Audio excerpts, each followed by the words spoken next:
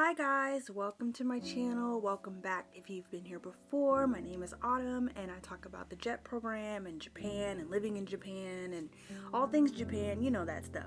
I think this is my first time in a really long time doing a sit down video, but I promised you guys a Q&A, so I have questions. Now, only like 4 people asked any questions. Luckily, I love y'all because y'all asked double barrel questions, meaning as in you guys gave me more than one. So that's really perfect because I had about 10 that I could go on. So I have 10 questions that you guys asked that I will be answering. So let's go ahead and let's get into it. Okay, so the first question is, how did the interview go for me? How was my interview? My interview was pretty easy. I don't have a problem talking, obviously, because you know, here I am on YouTube, but I don't have a problem speaking. I was able to make my interviewers laugh, and for me, humor is the best way to people's hearts. If I can make you laugh, then I'm in there. So it really wasn't that nerve-wracking. I was nervous because like it's an interview that's going to determine the rest of my life, like the future of the rest of my life, but like I wasn't uncomfortable by any of the like people that were interviewing me. Everybody was really nice. Nobody was really talking in the waiting room, because keep in mind my interview was done online, but nobody was really talking in the waiting room area, so I opened it up to talking because it's just kind of weird. We're all sitting here on camera and we're just like looking at each other, be nervous. So yeah, but my interview was fine. I didn't think there was anything that I did wrong. I also don't think there's anything I did 100% correct. I just think it's just like the luck of the draw this time. So yeah, my interview was fine. Question number 2, was it difficult for you to adjust to your life in Japan, or was it manageable? I would say a little bit of both. So basically my life in Japan, it could have been hard if I had no help. I have a good BOE. I had a really good predecessor. I have Evie downstairs. She's very knowledgeable. I had a really good area support leader. So I had a lot of people that helped me make the transition easy. As far as everything else goes, you're just gonna have to like be able to manage your expectations. So I did a lot of research about Japan, so I wasn't expecting to come here to La La Land and like everything's just peachy keen and beautiful. I wasn't expecting that. So I think that my transition from a life in America to life now, it wasn't as jarring as most other people who come on the JET program, because I think I prepared myself pretty well for like what to expect, I think. So I guess I could answer that question with saying that my adjustment period to living in Japan was pretty decent. It wasn't that bad at all. I mean, honestly, if we're being honest, I am still adjusting as we speak, because there are still days where I'm like, what? So question number 3, can you bring a pet? Yes, you can bring a pet. I did not have a pet to bring, A, and B, I have heard from multiple other jets and seen other people's videos that it's quite a process. I think that if you have an emotional support animal, that might be a different situation, but I think it's difficult to get a pet here, but you can bring a pet to Japan. I don't know about the JET program, but you can bring a pet to Japan. There is a YouTuber, her name is Lorena. I don't remember her name. I'll put her YouTube name here below. She brought her pet Lily to Japan, and she talks about that entire process on her channel, and that worked. So you can watch her content, and if you want to ask her, because she has actually brought a pet. She's the only person that I can remember that has successfully brought a pet to Japan. So definitely check her videos out. Question number 4. So taxes. Let's talk about taxes. Basically, this question is, how do I do my taxes? Like, how do I do my taxes when I'm working here and not living in America? So I did my taxes my first year with my family accountant, and I did get a little bit back, but that's because my first fiscal year of living here, I was actually still getting paychecks, or had gotten a paycheck or two from my previous job. This year, however, because I live and work in Japan, I did not have to pay any US taxes because I don't make US dollars. So I am not a tax representative. You're gonna have to speak to somebody that is like those credentials at the end of their name. But for me, I didn't have to pay my taxes because I didn't make any US currency. As far as like taxes and stuff here in Japan, my supervisor sets all that stuff up. That stuff is taken out.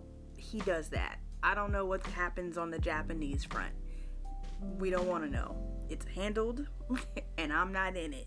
So, but taxes, I think because it doesn't make sense to pay taxes to your home country if you're not making any of that home country's currency. So I have not had to pay taxes this year because I didn't make anything. According to, basically in the eyes of America, I'm not making any money, so why pay them anything? Why do I owe them or they owe me anything? Nothing. So yeah. Question number 5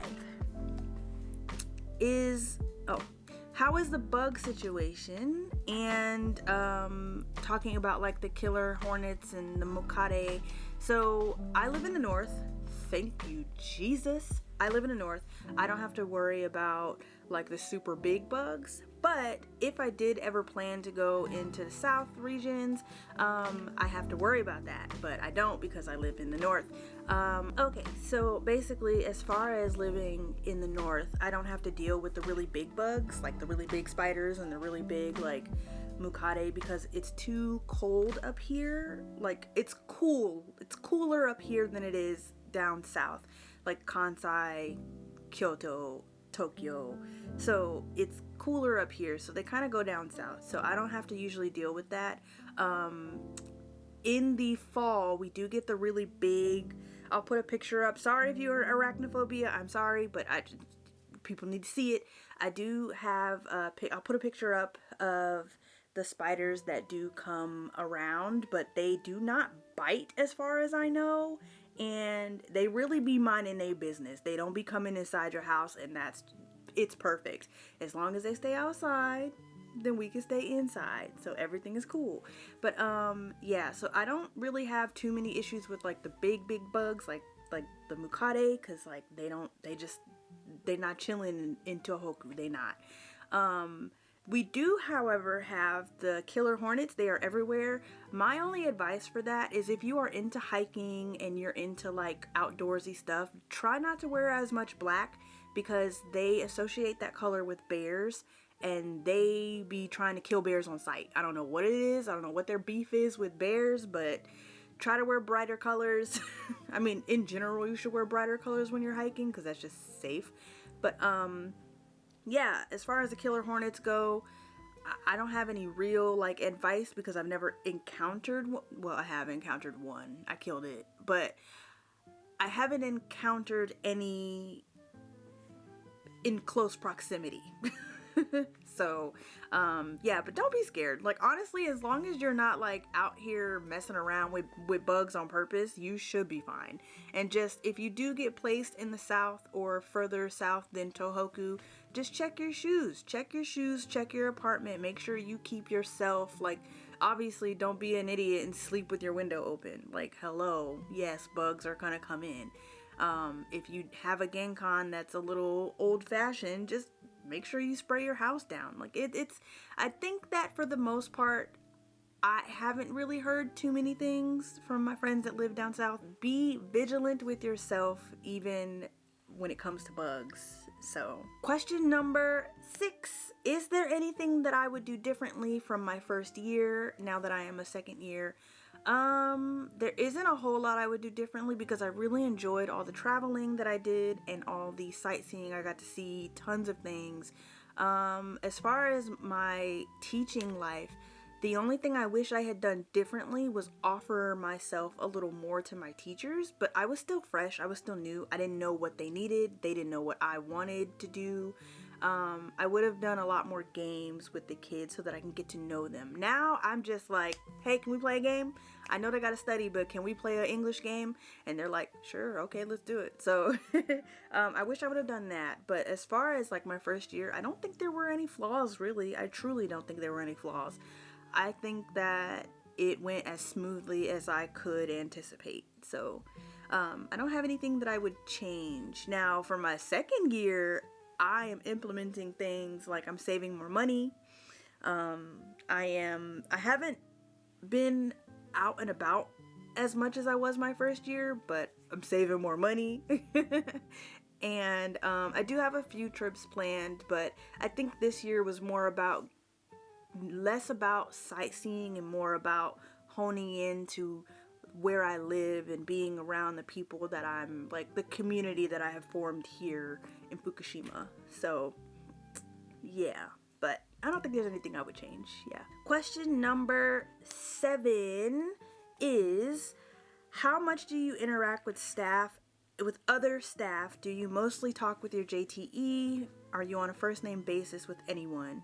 So at both schools, how do I explain this? So basically when the school year starts, you get new teachers. They are always apprehensive about talking to the ALT. They just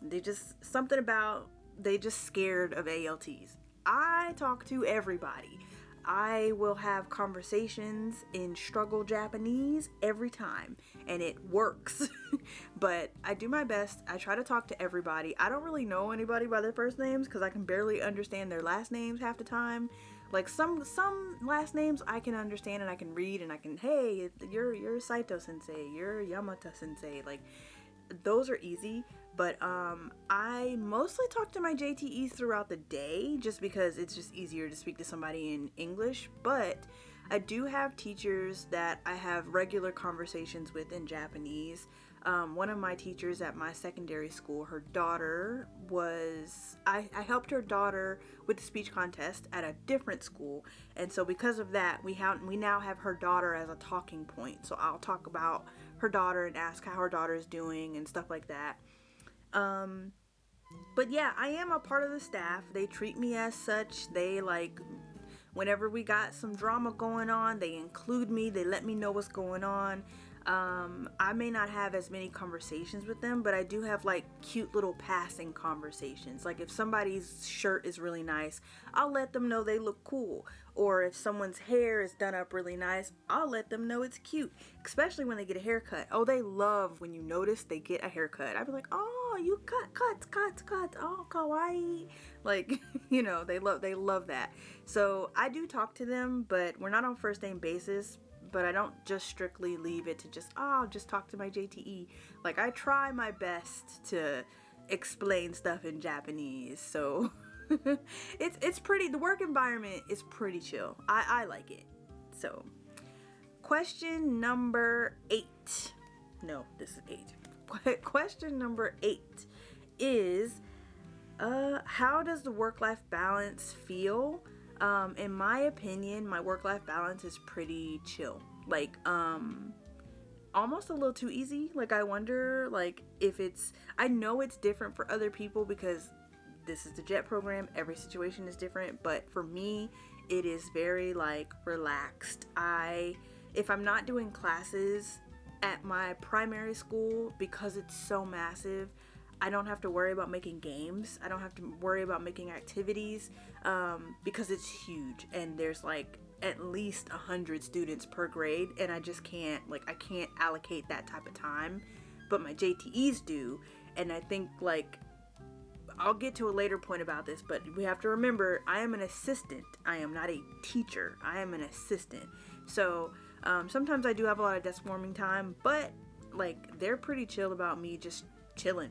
Like, I'll sit on my phone, or I'll edit a video like this one, or I will like prep a game for another school, because my other school, because it is smaller, I do sometimes have to provide games and activities, but for the most part, those JTEs, because they don't see me as much, they usually handle all of that. And every now and again I come around and they're like, are you doing the English board this day? And I'm like, sure, let's do the English board. So my work-life balance is pretty chill. I don't get asked to do overtime. It's against my contract. I have been asked to work on a Saturday, but if I work on a Saturday, then I will not work on a Friday. And that's just because that's how my contract goes. And usually for those days, it's like the festivals, school festivals or something like that, or like sports day, something like that. So it's not really working. If I need to stay behind for any reason, if it's super, super long, like an hour, then I have to let my BOE know. I have to let my Board of Education know, just because like they need to know if these schools are abusing their power over me. So, but every situation is different. So some of y'all schools might be like, we want you here the same time as everybody else, and y'all don't get to leave until 6, 7 o'clock. I'm sorry if that is you. I hate that for you. But for me, my work-life balance is actually pretty peachy. So yeah. Okay. Question number 9 is, and I grabbed this one from Reddit because I was just 2 questions off from making it 10 questions. So I was like, why not hop on Reddit and see what people are asking? They all asking the same stuff they've been asking, y'all. It's the same stuff. But I got 2 new questions that I think I will answer. So question number 9 is it okay to take videos or photos of the school, not including the kids? I personally take videos of the school. Obviously, because I want to protect the kids and my location, because I am on YouTube. I don't post the name of my school or the name of my town or any of the kids' faces or any of their like names on their work. So I do take pictures of stuff, especially when they're doing cute little projects. I have this series on my Instagram page where I show all the really funny comments that my kids have written over the year. I just started it, but they write the craziest English sentences, and sometimes they are actually funny. Like, I had a kid write that she wants to fight her mom, and I was just like, what? Why? Huh?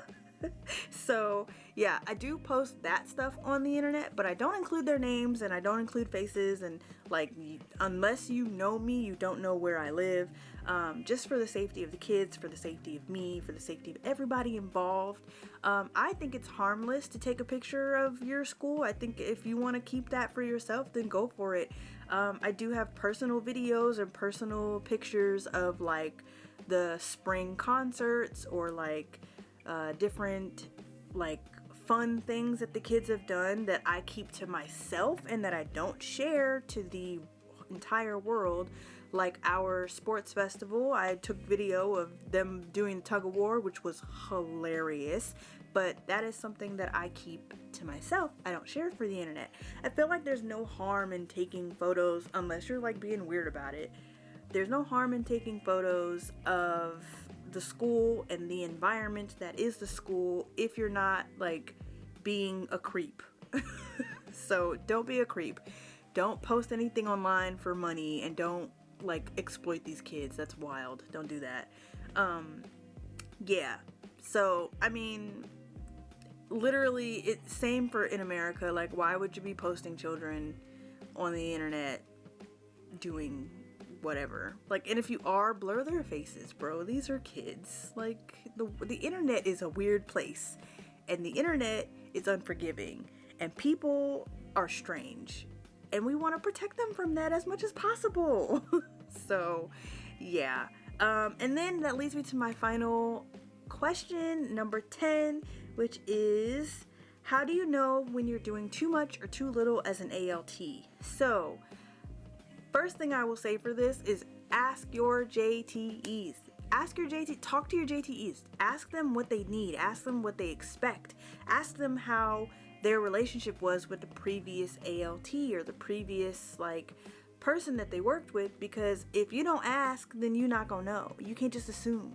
So I ask my teachers what they need from me. I have one teacher specifically who just needs nothing.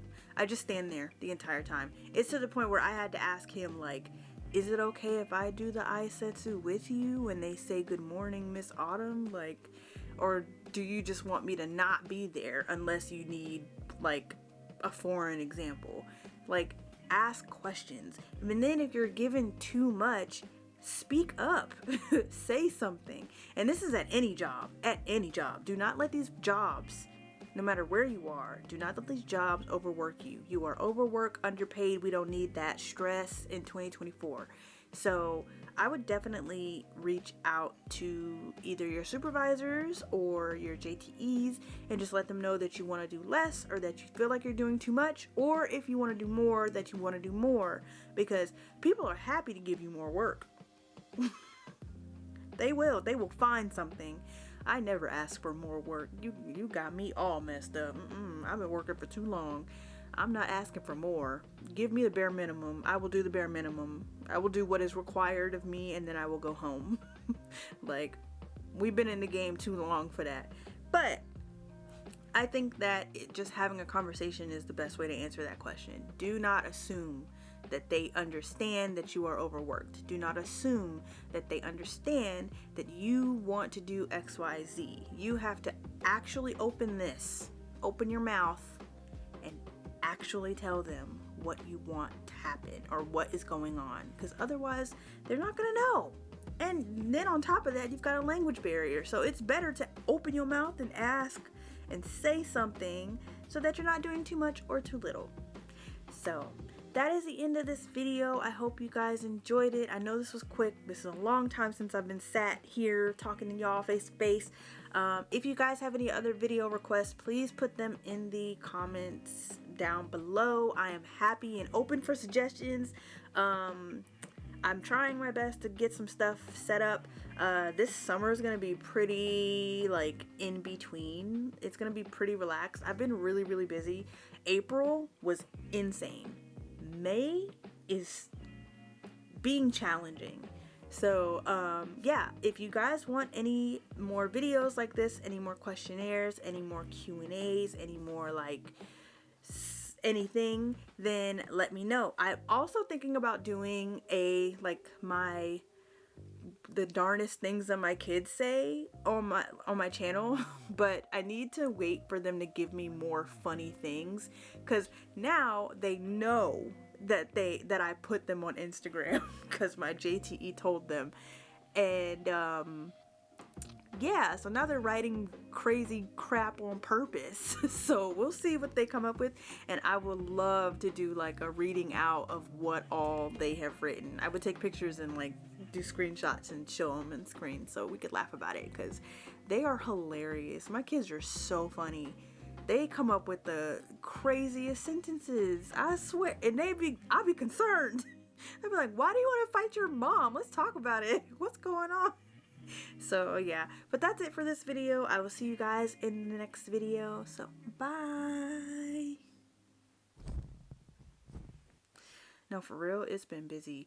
By the way, I started a Sims YouTube channel, and I'll put that information down below. If you like The Sims, I mean, just stop by. You don't have to. Just, you know, your girl is a simmer. I've been doing it for a while. So, bye.